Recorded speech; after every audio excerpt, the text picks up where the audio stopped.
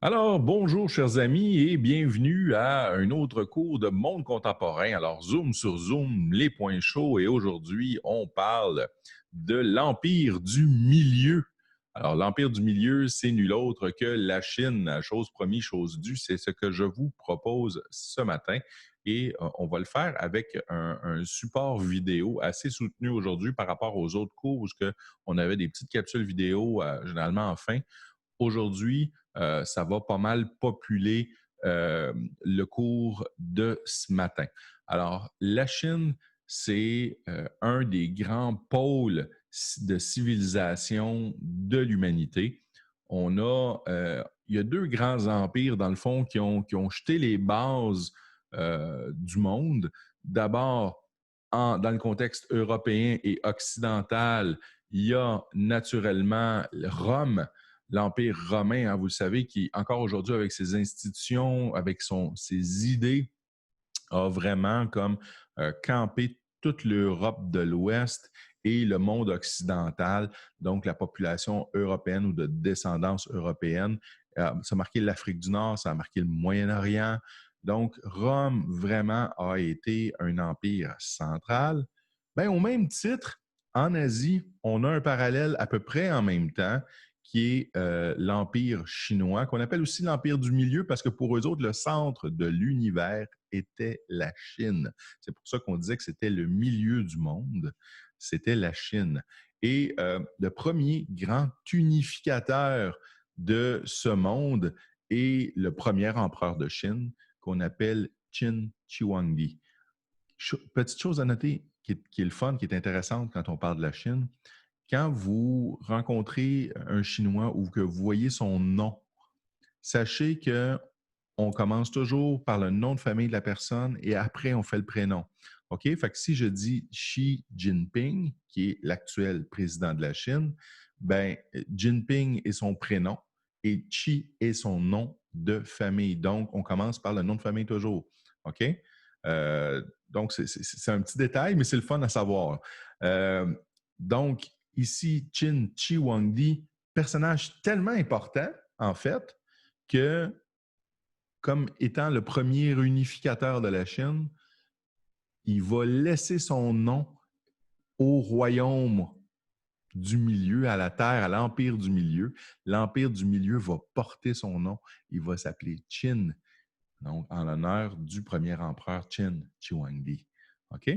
Et les Qin vont régner sur la Chine pas très, très longtemps, en fait, mais il y a un rôle central parce que l'empereur Qin va réussir à unifier en 221 avant Jésus-Christ, donc les différentes régions que compose la Chine pour former cet empire du milieu. Il va unifier les poids et mesures, il va imposer un système d'écriture qui va être d'abord utilisé par les hauts fonctionnaires de l'État, puis tranquillement, pas vite, qui va se répandre, mais il y a plusieurs écritures chinoises, là, des idéogrammes, mais on aura l'occasion d'en reparler. Alors, pour cette première portion sur Qin Shi Huangdi, donc cette Chine antique, je vous propose le visionnement d'une petite capsule vidéo.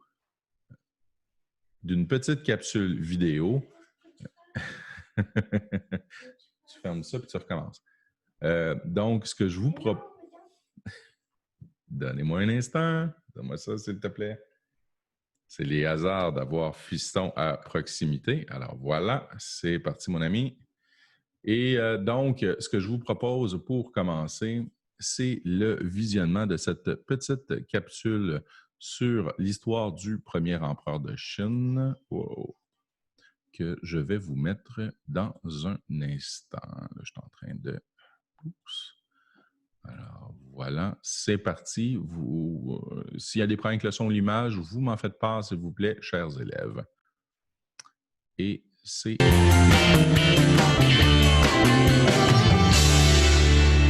Tout le monde entend bien? Entre moins 230 et moins 220, l'État de Qin menait des guerres et réussissait à conquérir, un par un, les autres États de la région.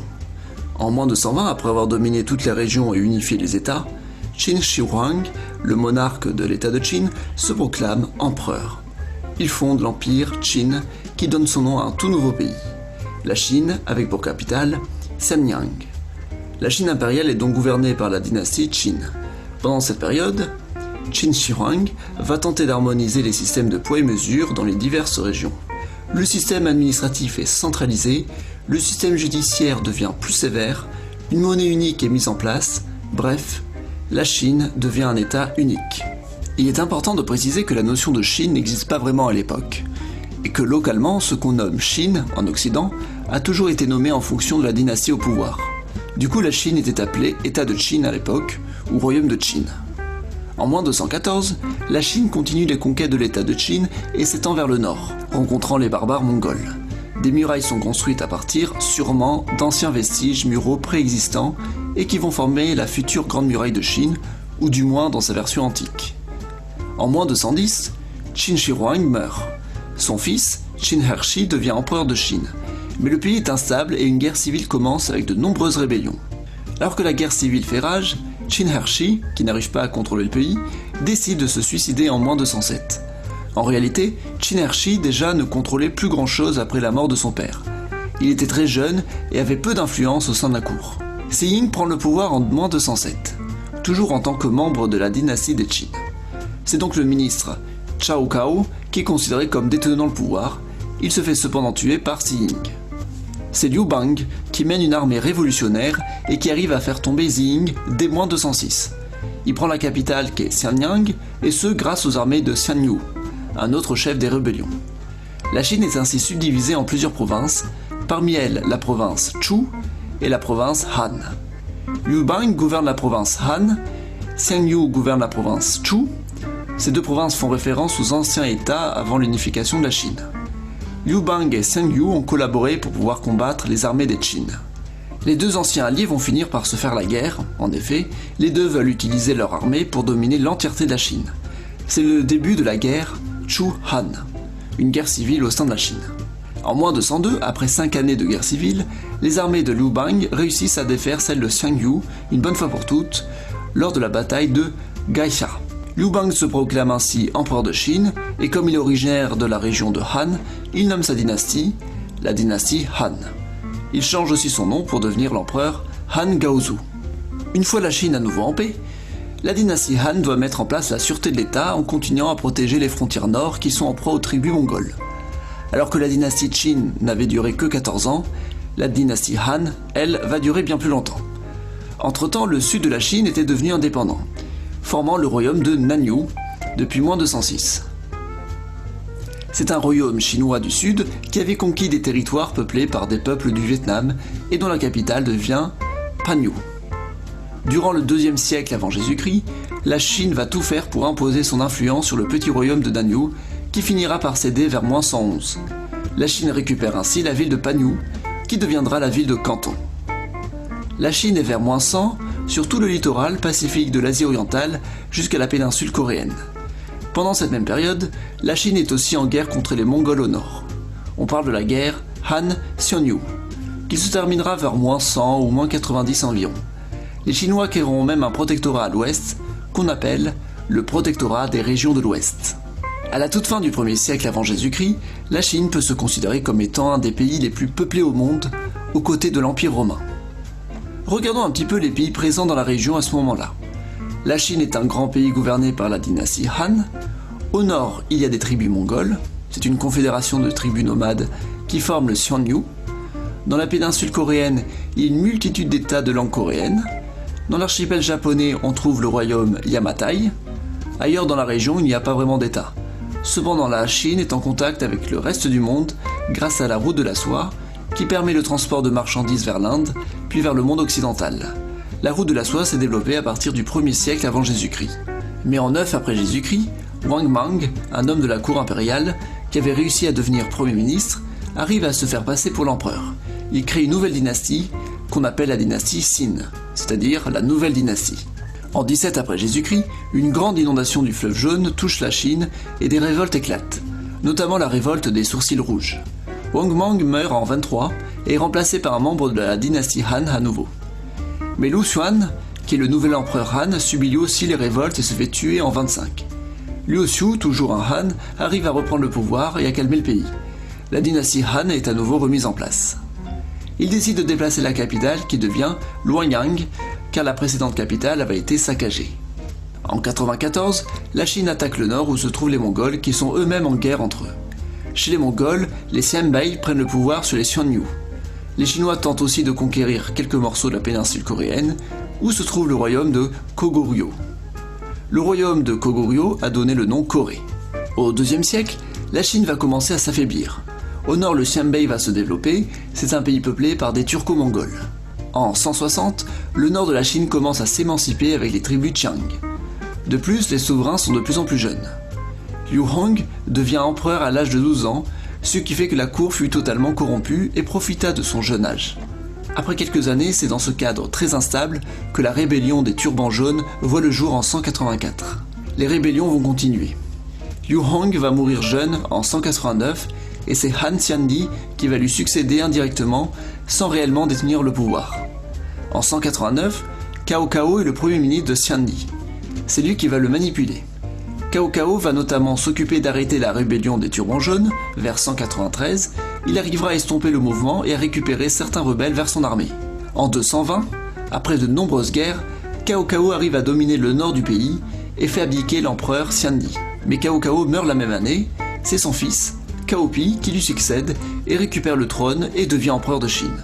Une nouvelle dynastie est née, c'est la dynastie Wei, qu'on peut appeler aussi dynastie Cao Wei. Mais la Chine ne va pas rester intacte pendant longtemps.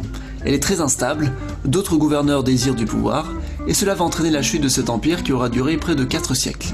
Mais ça, c'est une autre histoire. Alors voilà, c'est cette première portion où si il y en a parmi vous qui êtes gamer et qui jouez notamment à Total War, il y a cette version-là, on terminait là, avec la romance des trois royaumes, là, où on a les Cao, Liu Bei, et donc alors c'est le topo qui est placé justement pour Total War, donc version chinoise, qui est le dernier opus de la série là, auquel vous pouvez jouer. Et donc, pour revenir sur Qin, grand héritage qu'il laisse à la Chine en nommant la Chine et en standardisant certains poids et mesures, comme je l'expliquais plus tôt, suivi de l'Empire Han qui va durer, la dynastie Han qui va durer pendant des siècles. Et vous avez un documentaire extrêmement intéressant que j'ai mis dans Google Classroom qui est disponible, où vous pouvez aller voir, entre autres, c'est fait par Arte et qui vous explique notamment la dynastie des Han. Alors, c'est bien fait. Je vous le recommande. Je ne vous le montre pas ce matin. Alors, voilà. On avance dans le temps. On se ramasse presque 1300 ans plus tard. 1300 ans plus tard, la Chine a failli passer à un cheveu de devenir la superpuissance mondiale. Ils construisent autour de 1350 une flotte de navires gigantesques, des navires en bois qui sont presque de la grosseur de porte-avions actuels. Ça vous donne une idée, là? C'est des jonques gigantesques qui ont pour mission, l'empereur de Chine, qui est un empereur mourant à ce moment-là, décide d'envoyer une flotte dirigée par l'amiral Zheng He. On l'appelle la flotte de l'amiral Zheng. Il y a une partie de la flotte qui s'en va à destination de l'Afrique, qui s'en va vers l'Afrique. Il y a une deuxième portion de la flotte qui, elle, s'en va au contraire vers l'Est. Et donc, il y en a qui disent que tous les navires ont reviré de bord. En fait, l'empereur meurt. Les grands mandarins ou les grands ministres, si vous voulez, de ce gouvernement-là vont envoyer des lettres rapides via des petits bateaux aux deux flottes de l'amiral Zheng pour dire « Vous revenez au bercail, vous ramenez vos navires, vous revenez, c'est la fin donc de la phase expansionniste et des grandes découvertes chinoises. Et les Chinois, donc la flotte chinoise revient. Et ça, ils auraient découvert l'Amérique 100 ans avant Christophe Colomb. Si l'empereur en question n'était pas mort ou que les fameux mandarins en question n'avaient pas ordonné de rapatrier la flotte de l'amiral Zheng, ils auraient découvert l'Amérique 100 ans avant. Même chose avec l'Afrique, ils auraient probablement réussi à acheter des bases durables. Écoutez, c'était gigantesque. Là, on parle vraiment de navires colossaux qui avaient été construits dans les années 1300. Surtout quand on compare à ce que les Européens avaient à l'époque et ce que les Européens vont avoir pour découvrir l'Amérique. On parle de coquilles de noix, littéralement, les fameuses caravelles. Christophe Colomb, avec ses 3 caravelles, la Nina, la Pinta et la Santa Maria, qui traversent en 3 mois l'océan Atlantique. C'est tout petit, tout petit, tout petit. Ces navires-là, les hommes sont entassés les uns sur les autres. Là, on compare avec ce que la Chine avait, les moyens qu'ils avaient mis, qui étaient extrêmement importants, des flottes avec des navires gigantesques, des jonques gigantesques. Vous pouvez trouver facilement des documentaires là-dessus de la flotte de l'amiral Zheng He. Ou mieux que ça, je vous trouverai le lien que je vous mettrai sur Google Classroom. Alexis, tu as une question, mon cher. Je t'écoute.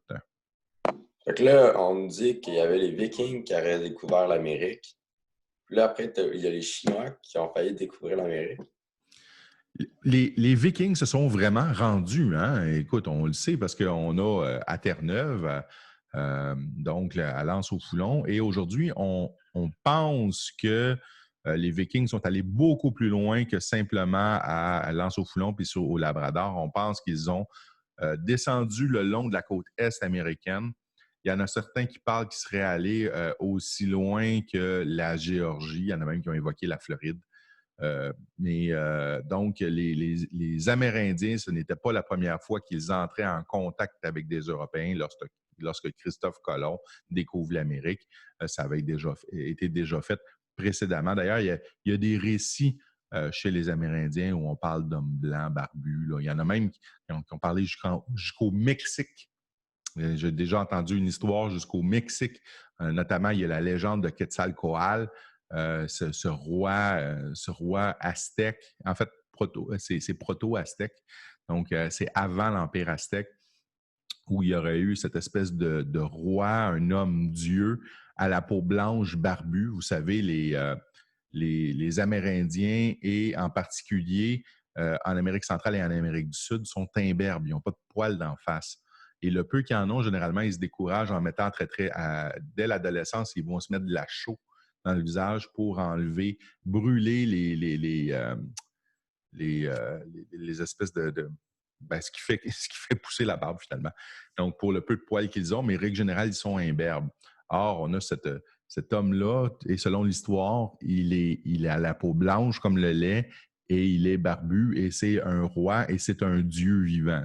Okay? Quetzalcoatl, le serpent à plumes. Et cet homme-là, à un moment donné, ne respecte pas une règle et va être chassé à ce moment-là de son empire. Et lorsqu'il embarque sur un radeau pour embarquer sur l'océan, la mer des Caraïbes, il dit un jour qu'il va revenir. Et c'est ce qui fait en sorte que quand Hernán Cortés va débarquer en 1519 sur les plages de Veracruz au Mexique et qu'il rencontre des Mayas, la légende de Quetzalcoatl, c'est la journée précise où il y avait eu cette prophétie-là qui avait été faite comme des siècles auparavant. Et il y en a qui disent que dans le fond, c'était peut-être un viking.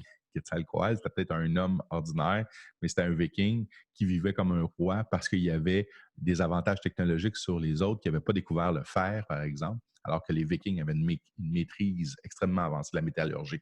Mais ça, c'est une autre histoire. On était déjà très, très loin de notre point d'origine. Notre point d'origine, c'était vraiment la Chine. Il ne faudrait pas qu'on y revienne. J'espère que ça répond à ta question, Alexis. Ah ouais, c'était intéressant.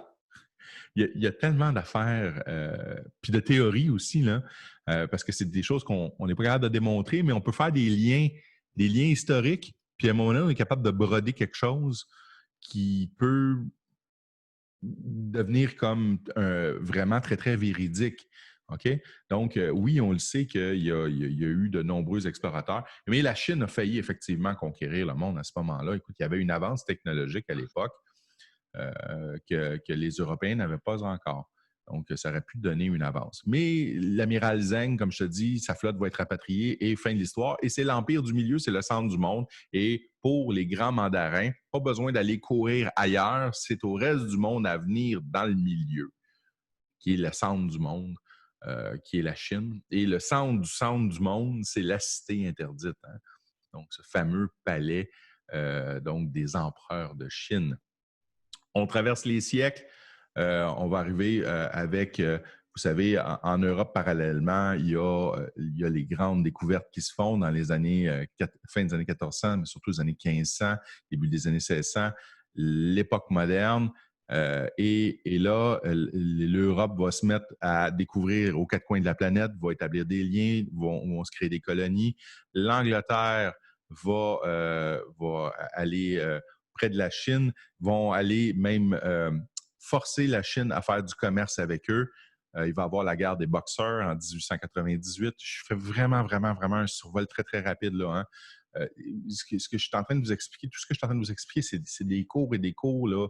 On pourrait faire des centaines d'heures de cours juste sur la Chine antique, sur la Chine de l'époque moderne, sur la Chine qui est au 20e siècle, hein, la Chine communiste, la Chine de Mao, la guerre qu'il va y avoir au 20e siècle entre les capitalistes et les communistes pour le contrôle de la Chine, entre donc les armées du généralissime Chiang Kai-shek qui sont supportées par l'Angleterre, la France, etc., et les États-Unis. Et d'autre part, la Chine communiste de Mao Zedong. Ces deux forces-là vont s'unir ensemble pour repousser les Japonais dans le temps de la Deuxième Guerre mondiale. Ultimement, c'est Mao qui va gagner. Va arriver à ce moment-là un épisode qu'on va appeler la révolution culturelle. Mao veut complètement évacuer, purifier la Chine en évacuant tout ce qui n'est pas chinois. Donc, exit la musique classique. Hein? Donc, tu écoutes, je ne sais pas moi, du Mozart, ben c'est pas chinois, donc ça n'a pas d'affaire en Chine. Et les gens qui jouent du violon, par exemple, avec des symphonies de Mozart, ben, méritent d'être punis et qu'on leur crache à la figure. Et c'est ça la révolution culturelle. On accepte que ce qui est chinois et on brandit le petit livre de Mao, un petit livre rouge, à peu près ça de gros.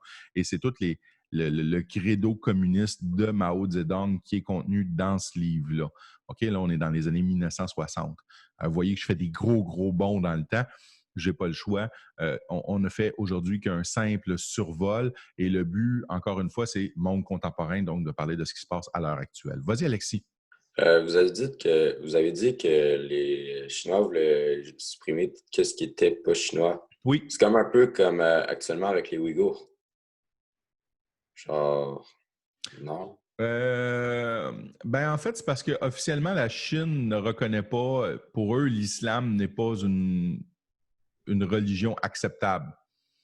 OK? Ils tolèrent le bouddhisme, ils tolèrent le shintoïsme, ils tolèrent le confucianisme parce que c'est des croyances religieuses qui, pour eux autres, sont ancestrales puis émanent de la Chine.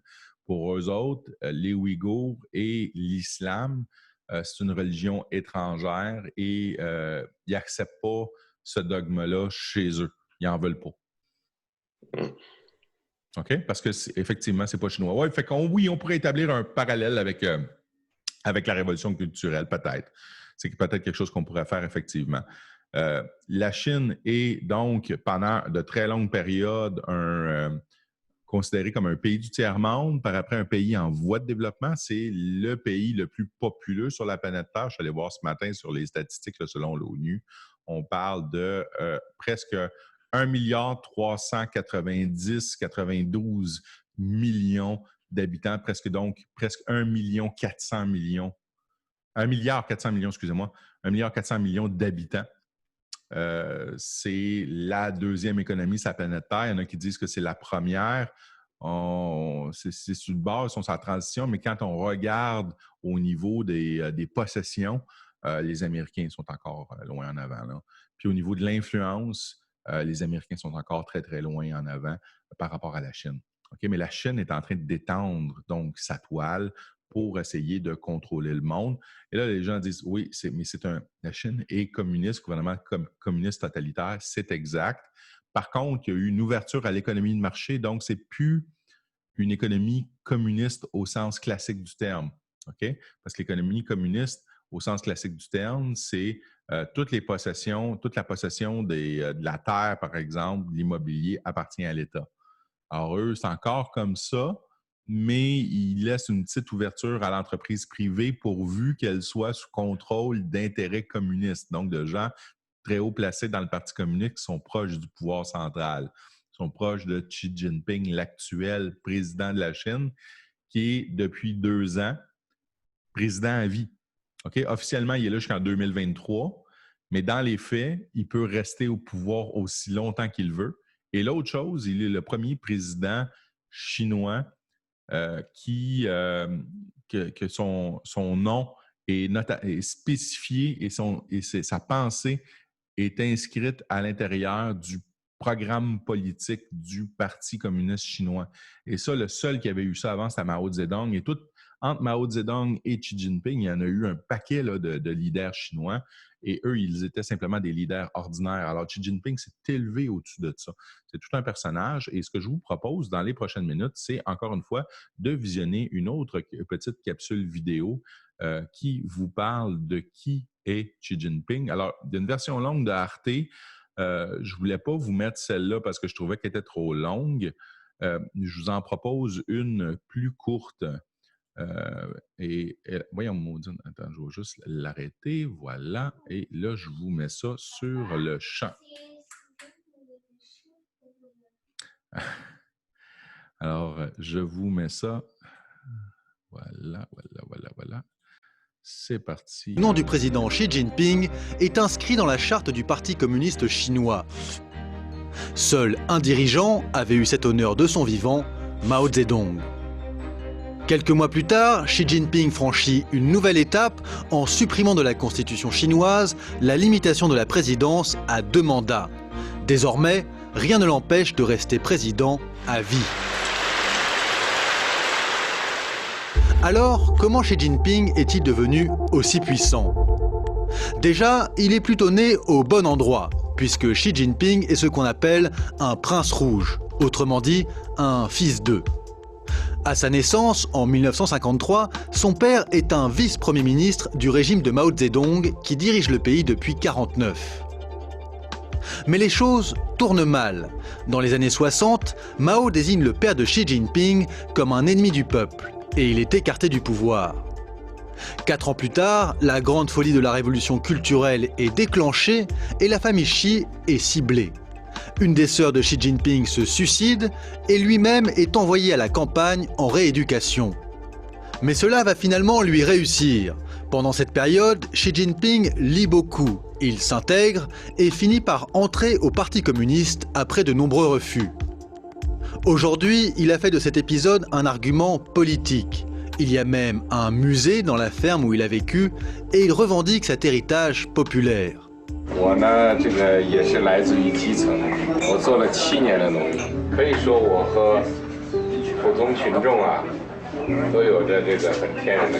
Après la mort de Mao, son père est réhabilité et lui monte les échelons du parti un à un.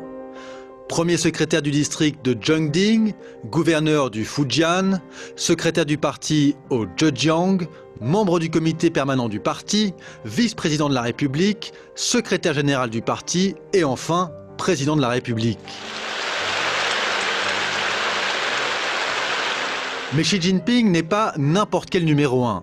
Depuis qu'il a accédé au poste, il cultive un autoritarisme et une personnification du pouvoir que la Chine n'avait plus connu depuis Mao. Alors, comment s'y prend-il pour asseoir son autorité? Eh bien, il y a 3 grands axes dans sa stratégie. D'abord, la lutte contre la corruption. Et cela passe par un ménage profond au sein du parti. Depuis 2012, 1 400 000 membres du parti auraient subi des sanctions. Et cela à tous les niveaux de la hiérarchie. Cette politique permet 2 choses. D'abord, le peuple est plutôt content, car en apparence, on se débarrasse de ceux qui nuisent au bon fonctionnement du pays. Et puis, pour Xi Jinping, c'est l'occasion d'éliminer la concurrence, à la fois au sein du parti et de l'armée. En 2017, par exemple, 2 généraux haut placés ont disparu de la circulation. L'un d'entre eux s'est suicidé. Deuxième axe de la stratégie Xi Jinping, le culte de la personnalité. Depuis qu'il est au pouvoir, le président est glorifié partout, sur des affiches, des magnettes ou des assiettes. Cette omniprésence s'observe beaucoup dans les médias officiels sous contrôle. Par exemple, dans le quotidien du peuple, le journal officiel du parti, le nom de Xi Jinping apparaît bien plus que celui de ses prédécesseurs. Sur ce graphique, on voit le nombre de fois où il a été mentionné chaque année de son premier mandat. À titre de comparaison, voici ce qu'il en était de son prédécesseur Hu Jintao lorsqu'il était au pouvoir. Ce matraquage médiatique s'accompagne d'une censure importante. Sur Internet, de nombreux mots sont interdits. Le China Digital Time, un site indépendant, tient par exemple à jour une liste de tous les termes bloqués sur Weibo, l'équivalent de Twitter en Chine. Parmi ces mots, il y a par exemple Winnie l'ourson. En effet, depuis que des internautes ont comparé Xi Jinping avec le personnage de Disney, il est interdit dans le pays. Mais cette censure ne touche pas que les mots. Des journalistes, des avocats, des militants, des intellectuels sont aussi jugés, emprisonnés et exilés parce qu'ils ne sont pas d'accord avec le régime. Enfin, troisième axe, Xi Jinping exalte le nationalisme et le rayonnement international de son pays. Pour cela, il s'appuie d'abord sur la santé économique chinoise. Malgré un ralentissement, la croissance se maintient à un niveau très élevé, 6,9% en 2017, soit 3 fois plus qu'aux États-Unis. Fort de ces résultats, il se fait le défenseur de la mondialisation et du libre-échange. 经济全球化确实带来了新问题，但我们不能就此把经济全球化一棍子打死，而是要适应和引导好经济全球化。 Ce positionnement est une réponse directe au repli américain amorcé par Donald Trump. Et pour accompagner ce discours, il s'appuie sur un projet ambitieux que l'on appelle souvent les nouvelles routes de la soie. C'est un vaste réseau d'infrastructures et de partenariats pour fluidifier le commerce entre l'Europe et l'Asie. Le projet concerne plus de 60 pays et devrait assurer à la Chine un marché gigantesque. Ensuite, sur le plan stratégique, Xi Jinping mise sur une Chine expansionniste.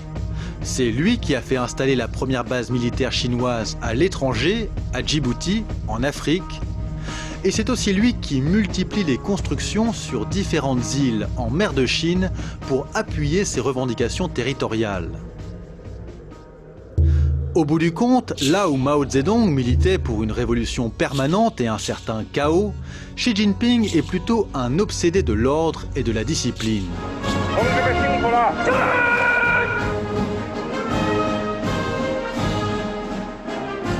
Sur le plan international, la mondialisation et le libre-échange qu'il défend sont bien loin des idéaux communistes de Mao à l'origine. Reste un grand point commun, l'autoritarisme. Cette manière de s'imposer au fil du temps comme leader incontesté, quitte à employer les méthodes les plus radicales.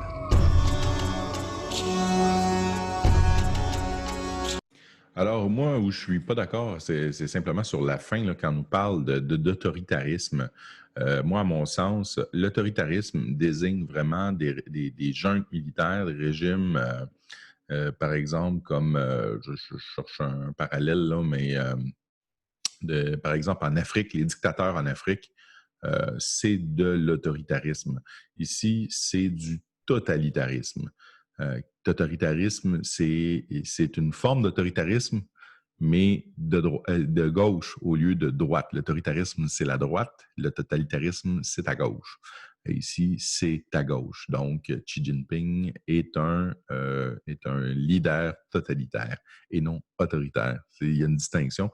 Et fine, la distinction, mais est importante parce que les mots ont un sens et il faut respecter ce sens-là. Est-ce que vous avez des questions par rapport à ce que vous venez de voir sur Xi Jinping, notamment sur le petit vidéo, là? Est-ce qu'il y a des choses qui vous qui attise votre curiosité. Ou sinon, je continue simplement. En fait, pour conclure ce cours-là, on va regarder, voir maintenant, c'est quoi le fameux projet. Il parlait de la route de la soie 2.0. Je veux vous montrer donc Xi Jinping, ses intentions à l'heure actuelle et pour les prochaines années. Donc, son intention réelle, c'est d'essayer de se créer un empire international avec un rayonnement international. Et il vise des pays d'Afrique, il vise des pays du tiers-monde et il leur prête de l'argent, il construit des infrastructures. Donc, ils sont vraiment comme dans une phase expansionniste, dans une phase de conquête qui risque peut-être d'être ralentie avec cette guerre froide, cette nouvelle guerre froide qui s'annonce entre les États-Unis, donc les Américains, la Chine, et naturellement, les Américains, quand je dis les Américains, il y a tous ces alliés qui nous incluent, nous. Donc, le Canada qui est allié aux États-Unis. Il y a aussi la France, l'Angleterre, l'Allemagne, donc les pays de l'Union européenne qui faisaient énormément de commerce. Alors, on risque de revoir un resserrement à l'ouest autour des États-Unis d'une part et la Chine de l'autre côté avec ses alliés de l'autre côté. Donc, cette rivalité-là risque de recréer comme deux blocs, comme à l'époque de la guerre froide, donc entre 1945 et 1990. Alors, je vais vous mettre donc ce dernier volet. Et après ça, je répondrai à vos questions si vous en avez et nous en aurons terminé pour aujourd'hui. Attendez une minute, ça ne sera pas très long. Je cherche le fameux documentaire et le voici. Alors, sans plus attendre, je vous mets ça, mes chers amis. Je n'ai pas la bonne page, ça va pas bien dans ce temps-là. OK, voilà. Et c'est parti. Sur ces images de mars 2019, le Premier ministre italien Giuseppe Conte serre la main du président chinois Xi Jinping. Cette rencontre est un tournant car l'Italie devient le premier pays du G7 à s'engager dans les nouvelles routes de la soie. Un projet titanesque promu par la Chine pour créer un réseau mondial d'infrastructures. C'est l'histoire d'un projet colossal porté par un pays et par un homme. Le pays, c'est la Chine. L'homme, c'est son président, Xi Jinping. En 2013, ce dernier dévoile sa stratégie de nouvelle route de la soie qui changera par la suite de nom. One Belt, One Road ou encore Belt and Road Initiative. Belt pour les routes terrestres, Road pour les routes maritimes. Le projet est si important qu'en 2017, il est inscrit dans la constitution du Parti communiste chinois. À l'époque, Xi Jinping a une ambition, étendre l'influence de la Chine en ouvrant de nouvelles routes avec l'Europe, l'Asie centrale et l'Afrique. Pour le mettre en œuvre, Pékin veut développer des autoroutes, des lignes ferroviaires ou encore des ports maritimes qui doivent profiter à son commerce et à ses entreprises. Par exemple, ce train inauguré en 2017 au Kenya. Une ligne ferroviaire de 472 km qui relie la capitale Nairobi au plus grand port du pays. Financée essentiellement par la Chine pour plus de 3 milliards d'euros. Ou encore cet autre train de marchandises qui en 2017 arrive à Londres après 18 jours de voyage et 12 000 km parcourus depuis la Chine. Des projets comme cela, la Chine les a multipliés pour créer un vaste réseau mondial d'infrastructures déjà existantes ou en construction. De la Chine vers l'ouest, en traversant l'Eurasie par voie terrestre,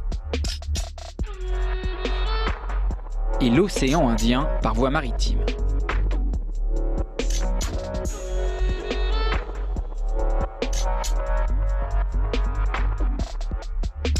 En Europe, la Chine a investi des milliards depuis 2012 dans plusieurs pays de l'Est, tout comme en Afrique, au Moyen-Orient et en Asie. Le plus souvent dans des projets d'infrastructures d'énergie ou de transport, mais aussi d'immobilier et dans les métaux. Et en mars 2019, l'Italie devient le premier pays du G7 à s'engager dans les nouvelles routes de la soie. en signant pour plusieurs milliards d'euros de contrats ou de protocoles d'accords stratégiques, avec des investissements chinois prévus dans les ports de Gênes et de Trieste, et des technologies comme la 5G. Dans le monde, plus de 80 pays ont été ciblés par Pékin pour ces nouvelles routes.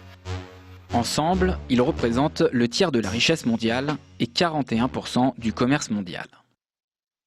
On voit que sur le plan géographique, les nouvelles routes de la soie, ça dépasse largement le cadre de l'Eurasie. Maintenant, on parle des routes de la soie pour des projets qui sont en Amérique du Sud, qui sont en Afrique, qui vont même jusqu'en Arctique. Donc finalement, aujourd'hui, tous les pays sont potentiellement concernés par les routes de la soie. Pour convaincre les gouvernements étrangers, la Chine a une arme très séduisante. Elle propose des offres clés en main, en apportant le projet et l'argent nécessaire. Avec des prêts aux pays concernés pour construire des infrastructures, en contrepartie de quoi des entreprises chinoises sont impliquées, ou avec des investissements, voire des acquisitions, comme ce fut le cas en Europe avec le port de Pirée en Grèce, le plus important du pays. Parfois, elle prend même une forme inédite, comme au Pakistan, où Islamabad et Pékin ont créé un corridor économique prévoyant 54 milliards de dollars d'investissement dans des projets d'infrastructure. Au niveau mondial, la Chine a investi 410 milliards de dollars dans les pays des nouvelles routes de la soie de 2014 à 2018. Pour financer ces projets, la Chine a même créé des institutions, comme avec le Fonds de la route de la soie ou encore la Banque asiatique d'investissement pour les infrastructures. De plus en plus, elle appelle à l'internationalisation du financement des projets route de la soie, au cofinancement ou au financement donc par des institutions multilatérales. Ça lui permet d'assurer ses arrières, c'est-à-dire de ne pas assumer elle-même le coût du financement. Ça lui permet aussi d'intégrer un nombre croissant de pays d'entreprises pour les associer à ces projets et ne pas présenter les projets route de la soie comme uniquement chinois. Si la Chine mobilise autant d'argent, c'est qu'elle a plusieurs objectifs. Tout d'abord, elle veut sécuriser les routes par lesquelles transitent les marchandises qu'elle vend partout dans le monde. Elle veut aussi s'ouvrir de nouveaux débouchés économiques en renforçant ses liens. Ces échanges commerciaux avec les pays des routes de la soie pourraient ainsi augmenter de 117 milliards de dollars rien qu'en 2019. Les nouvelles routes de la soie révèlent les ambitions de la Chine, mais aussi ses besoins. En particulier, son besoin en matières premières dont elle cherche à sécuriser à tout prix son approvisionnement, mais aussi la Chine a besoin d'exporter, car elle est en surcapacité de production dans plusieurs secteurs, comme l'acier ou l'aluminium, où elle dispose de beaucoup de stocks. Avec les chantiers des routes de la soie, elle peut les redéployer à l'international. La Chine a lancé cette politique de Belt and Road Initiative en 2013 pour justement utiliser les surcapacités que génère l'économie chinoise, notamment en matière d'acier, de ciment, tout ce qui concerne en fait le domaine de la construction. Et donc par ailleurs, donc vous avez cet aspect surcapacité, vous avez le fait que la Chine dispose de réserves financières très importantes, 3 000 milliards de dollars. Enfin, c'est aussi sur le plan intérieur que se jouent les choses. Les nouvelles routes de la soie doivent contribuer à réduire les déséquilibres économiques entre les régions côtières, très riches, avec des villes comme Shanghai, et d'autres régions de l'Ouest, en les ouvrant à des routes commerciales. En Chine même, finalement, les autorités locales ont tendance à évoquer les routes de la soie sur de nombreux projets parce que pour elles, c'est l'occasion et ça leur permet finalement d'accéder plus facilement à des crédits que si c'était un projet, j'allais dire, perdu dans la masse. Mais les nouvelles routes de la soie créent de l'inquiétude, notamment sur le niveau d'endettement des pays partenaires. L'exemple du Sri Lanka a marqué les esprits. Dans l'incapacité de rembourser des prêts accordés par Pékin, le pays a dû céder à la Chine le contrôle d'un de ses ports pour 99 ans en échange d'un effacement de sa dette. La question du contrôle des infrastructures se pose, tout dépend de l'infrastructure concernée. Tout dépend aussi du degré de participation des entreprises chinoises ou des banques chinoises dans le projet. Donc en effet, le cas du Sri Lanka est extrême dans le sens où là c'est une concession accordée à l'entreprise chinoise suite à un cas d'endettement. Ensuite, beaucoup de questions avaient émergé concernant par exemple l'aéroport de Toulouse-Blagnac, mais de fait, la Chine n'était pas majoritaire dans ce projet et elle se retire actuellement du projet. Donc il ne faut pas, je pense, généraliser sur le contrôle des infrastructures. La Chine a massivement prêté de l'argent dans le monde, faisant craindre une spirale de surendettement dans plusieurs pays. De quoi faire réagir la présidente du Fonds monétaire international, Christine Lagarde. The Belt and Road Initiative can provide much needed infrastructure financing to partner countries. But these ventures can also lead to problematic increase in debt, potentially limited other spending as debt services arise. L'autre source d'inquiétude, ce sont les ambitions géopolitiques des nouvelles routes de la soie. C'est ce que révèle un document du ministère de l'économie en France, daté de 2018.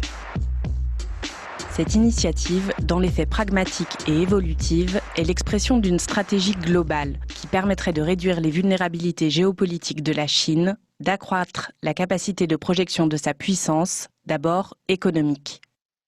Cette stratégie se manifeste notamment par la volonté de la Chine d'utiliser les nouvelles routes de la soie pour instaurer de nouveaux standards et de nouvelles règles. Avec l'organisation de sommets internationaux des nouvelles routes de la soie, comme en avril 2019 avec la participation d'une trentaine de chefs d'État, ou encore la Banque asiatique d'investissement pour les infrastructures. Rejoint par une cinquantaine de pays à sa création en 2016, dont la France et le Royaume-Uni, certains la voient comme une concurrente de la Banque mondiale. La question est posée aujourd'hui, est-ce que le Forum des nouvelles routes de la soie, s'il continue à se tenir à rythme régulier dans les prochaines années et à rassembler un nombre significatif de chefs d'État et de gouvernement, est-ce que ce nouveau Forum des routes de la soie sera en mesure de rivaliser avec d'autres rencontres multilatérales existantes, telles que le G20 par exemple? Ça, c'est une question qui est posée à l'heure actuelle. Ces questionnements ont été pointés par Jean-Pierre Raffarin dans une commission au Sénat en 2018.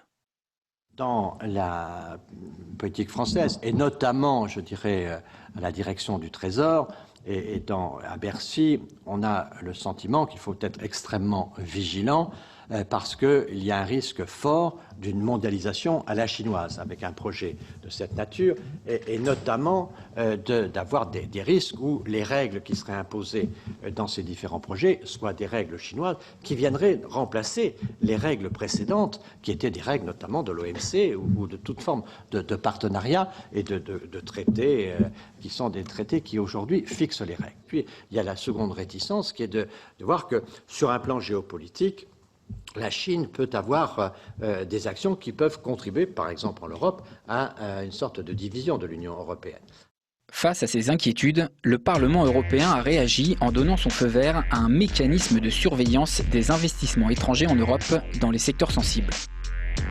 D'ailleurs, le mot d'ordre des Européens, c'est d'exiger de la réciprocité.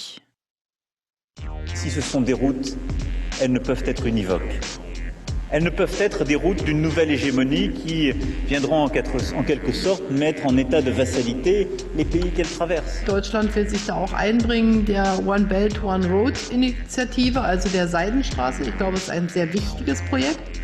Und bei diesem Projekt wollen wir als Europäer auch eine aktive Rolle spielen und uns einbringen.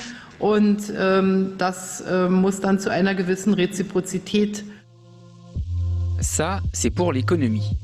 Mais certains s'interrogent aussi sur le rôle que pourraient jouer à l'avenir les nouvelles routes de la soie, cette fois-ci sur le plan militaire. Il y a la question à terme de l'utilisation duale, qu'on appelle duale, c'est-à-dire potentiellement civile mais aussi militaire, d'infrastructures jusqu'à présent civiles. Ce questionnement émerge alors que la Chine a ouvert sa première base militaire à l'étranger, la base de Djibouti, il y a près de 2 ans, et des questionnements émergent sur l'ouverture potentielle d'autres bases militaires ailleurs, mais elle ne le fait pas aujourd'hui dans le cadre des nouvelles routes de la soie. Jusqu'à présent, la Chine a investi dans des ports pour des services civils, d'acheminement de marchandises, des services logistiques, etc. En théorie, il n'y a pas d'ambition militaire de la part de la Chine dans ce cadre de BRI. En revanche, il y a une base militaire, base navale qui a vu le jour à Djibouti. On pense qu'il s'agit quand même d'un positionnement chinois vis-à-vis du transport maritime, vis-à-vis des bateaux qui circulent vers le canal de Suez et c'est un lieu stratégique. Des puissances voisines de la Chine s'organisent pour contrecarrer la toute-puissance de Pékin, comme l'Inde et le Japon qui ont lancé un projet alternatif pour faire barrage aux nouvelles routes de la soie, mais aussi les États-Unis. Les États-Unis ne sont évidemment pas favorables au Belt and Road Initiative parce qu'ils considèrent que c'est une stratégie géopolitique de la Chine de conquête, d'implantation à travers cette diplomatie des infrastructures, on peut dire. C'est un projet qui, selon les autorités américaines, favoriserait la corruption. C'est un projet qui manque de transparence, qui est opaque, qui encourage les pays à s'endetter, etc., etc. Au-delà de la communication, les États-Unis investissent davantage dans ce qu'on appelle aujourd'hui la stratégie Indo-Pacifique, qui renforce la coopération dans le domaine militaire, mais qui espère aussi développer des projets de développement d'infrastructures conjointement. Les nouvelles routes de la soie sont un projet en constante évolution. Au-delà des infrastructures, d'autres secteurs ont été pris en compte. On voit qu'il y a maintenant dans ces routes de la soie des projets touristiques, des projets juridiques, des actions même d'ordre policière. Donc tous les secteurs sont également concernés par ce projet des nouvelles routes de la soie. Et sur le plan géographique, la Chine voit déjà bien plus loin. Son prochain terrain de bataille pourrait être l'Arctique, avec une route polaire de la soie si rien n'est fait pour enrayer la fonte des glaces dans cette partie du globe. À moyen terme, l'objectif est de renforcer la Chine comme puissance mondiale. Car la Chine a le temps.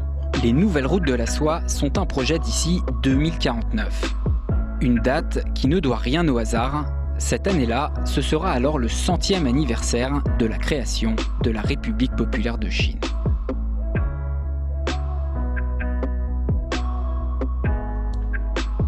Alors voilà, c'est vraiment un documentaire où on a le loisir de mieux comprendre le développement économique de la Chine, mais aussi au niveau géopolitique, puis les dangers potentiels qu'il peut y avoir pour le monde occidental ou le monde tel qu'on le connaît. Parce que faut se rendre compte que des puissances qui ont intérêt, donc il y a des blocs qui se créent. Hein. Nous, on est dans le bloc avec les États-Unis, avec l'Europe, et il y a l'autre bloc qui est le bloc chinois, le bloc panasiatique, qui a des intérêts qui sont divergents des nôtres, et ça va aussi, ça, avec les valeurs, avec la culture. Et ça, c'est important, c'est très, très important de le comprendre parce que c'est imposer une vision du monde au reste de la planète. Alors, de se faire imposer cette vision communiste totalitaire, je ne sais pas si c'est une vie qui pourrait vraiment vous intéresser de vivre. C'est vraiment pas évident de vivre dans un tel contexte. Alors, moi, j'arrive à la fin de mon cours. Est-ce que vous avez des questions, Alexis, Ulysse, à me poser avant que nous terminions ça pour aujourd'hui? Alexis. C'était cool. Pour moi, selon moi, le projet de la nouvelle route de soie, ça a l'air bien, mais en même temps, c'est sûr qu'il y a des aspects négatifs. Là. Ben, c'est positif pour les Chinois, mais pour nous, sur le long terme, ça risque d'avoir des conséquences qui pourraient être éminemment négatives pour tout le monde occidental. Mais c'est ça vrai qu'il qu'ils faut prendraient le comprendre. dessus sur l'économie, là. Oui, mais c'est pas juste l'économie, c'est que c'est au niveau de la politique mondiale, c'est au niveau de l'imposition de règles de fonctionnement qui nous seraient défavorables, qui leur seraient favorables, mais qui seraient défavorables. Il ne faut pas oublier que Xi Jinping, de lui-même l'a dit, nous sommes ses adversaires, nous sommes l'empire à abattre. On n'est pas des amis, là. C'est des partenaires commerciaux, mais c'est des partenaires commerciaux qui œuvrent contre nous. Donc, OK. ça, c'est important de le comprendre. Ulysse, avais-tu quelque chose que tu voulais me demander ou ajouter de ton côté? Oui, rapidement. C'est concernant la côte arctique du Canada. J'ai vu que rapidement, les Chinois, sur la route arctique qu'ils comptaient développer, passaient par des côtés du Nunavut. Absolument. Est-ce qu'on a légalement le droit de bloquer la route? Ben, en fait, c'est une excellente question que tu poses. Quand on dit qu'il passe par le Nunavut, on appelle ça ce fameux passage-là qui est en train de s'ouvrir avec les changements climatiques, avec le réchauffement de la planète. On appelle ça le passage du Nord-Ouest.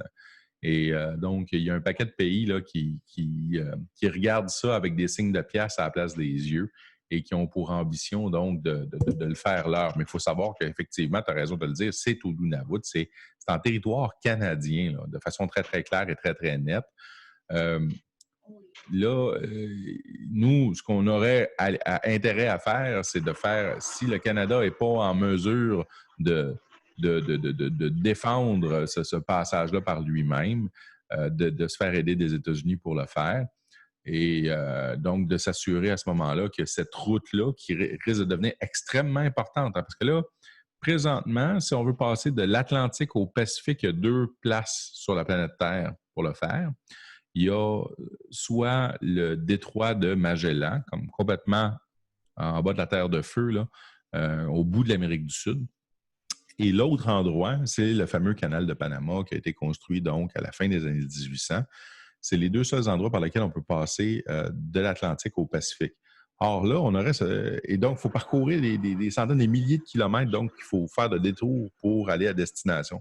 Et là, en ouvrant ce passage du Nord-Ouest-là, ça permettrait donc à des dizaines de milliers de navires de pouvoir comme passer par le Nord, qui serait beaucoup plus court comme trajet. Alors, géostratégiquement et économiquement, c'est extrêmement important comme route que le Canada pourrait donc, et le Canada aurait sur son territoire et sur lequel le Canada pourrait percevoir des frais. Hein? Quand on passe le canal de Panama, quand on passe le canal de Suez, quand on passe n'importe quel passage, on charge des frais au bateau et à la cargaison. Et ça, là, c'est des milliards de dollars en revenus. Imaginez, c'est la même chose avec le Québec. Hein? Québec, on en a un passage, la voie maritime du Saint-Laurent, qui a été inaugurée en 1959. Donc, tous les navires qui passent dans la voie maritime puis pour aller au Grand Lac, c'est considérable. Là. On parle littéralement de milliers de navires par année qui passent par là. On pourrait théoriquement percevoir comme des frais. Alors, le Canada, les États-Unis ont comme un traité, là. Mais imaginez-vous dans un contexte, on est dans l'imaginaire, là, OK? Mais imaginez-vous un Québec indépendant qui nationalise le canal de Suez et qui facture des frais pour chaque navire qui passe. C'est une source de revenus gigantesque pour le Québec à ce moment-là dans le cadre d'un Québec indépendant. Là. OK? Mais je ne veux pas aller plus loin là-dedans là, parce que c'est pas le but de l'exercice de toute manière. C'est simplement vous dire que ça peut être une source potentielle de revenus, ça peut être aussi une source potentielle de conflit. Alors, tu avais commencé à l'esquisser. C'est sûr que les Chinois ont l'œil dessus. C'est sûr que les Américains ont l'œil dessus. Les Russes ont l'œil dessus. Et le Danemark. Et là, tu vas me dire, le Danemark, pourquoi le Danemark? Bien, c'est simple. Il y a une immense île juste à côté qui s'appelle le Groenland et qui appartient au Danemark. Donc, il y a une rivalité comme ça entre plusieurs pays, mais celui qui est le mieux placé théoriquement, géographiquement parlant, c'est le Canada. Mais au niveau des forces militaires, c'est sûr qu'on est un petit joueur quand on se compare aux Américains, à la Chine et à la Russie, qui sont les 3 plus grandes puissances militaires sur la planète, qui eux aussi convoitent ce même passage. Alors, c'est une histoire qui est à suivre, qui est en plein développement, mais oui, il faut savoir que on est en plein dans le développement d'une nouvelle guerre froide entre les différents joueurs et la Chine, donc, qui est un joueur central face aux États-Unis. Et on va voir comment ça va se développer dans les prochains mois, dans les prochaines années, mais c'est sûr qu'il y a des grands changements qui s'en viennent. Alors voilà, ça répond à vos questions? Oui, merci. Plaisir. Hey, écoutez, je vous donne rendez-vous mercredi matin 10h pour un autre cours en éducation financière, microéconomie. C'est notre deuxième cours où on aura l'occasion d'aborder un paquet de choses intéressantes en microéconomie. Donc, l'économie qui est centrée autour de l'individu. Mercredi 10h, je vais reposter naturellement le lien Zoom et je vous y attends avec plaisir. D'ici là, je vous souhaite de passer une excellente journée et on se reparle très bientôt.